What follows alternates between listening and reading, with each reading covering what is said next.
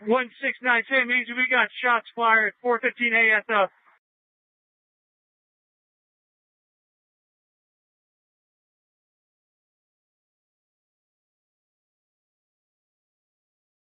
Remarkably, it has been 7 months since Stephen Paddock murdered 58 people and injured hundreds more in his rampage, the largest in modern American history, in Las Vegas at the Mandalay Bay Hotel.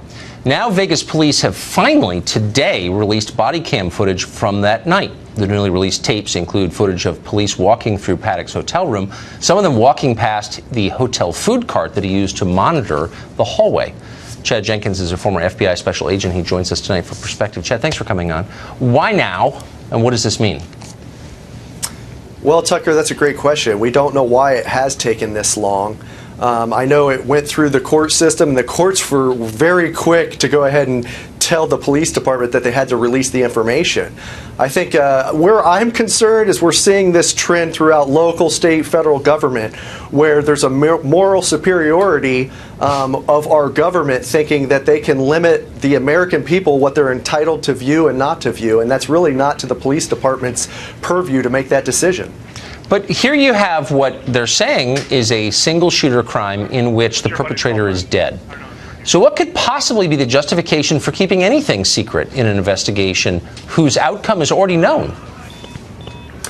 You're absolutely right. And I think in this specific instance, we see that being exploited by our government, and we see that across the board. Even from my former FBI days, some of the classification, I think it's nonsense to have all of this classification, and then what that limits is the truth being known for the American public.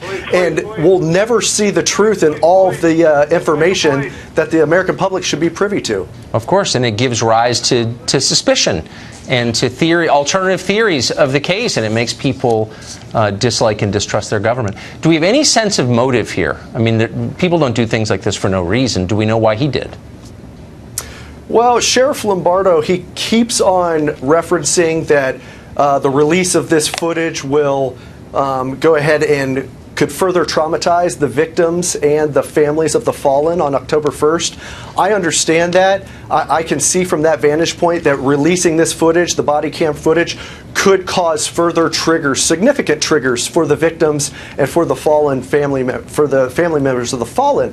But however, you know, I'm a combat veteran who's experienced multiple combat traumas, and actually one of my traumas that I did have the ability to view the footage helped in my closure after reviewing that video footage. It helped in the healing process. So it's not up to our government to make that decision. It's up to the individual person. I'm not saying it will happen in every case, but it could help in the closure of this horrific event and allow for them to make the decision if they want to view it or not to view it. You know what causes trauma and inhibits closure is the suspicion that people are lying to you and that you don't really know what happened and why. And that's where we are now, unfortunately. Thanks for joining us, Chad. I appreciate it. Nice to talk to you.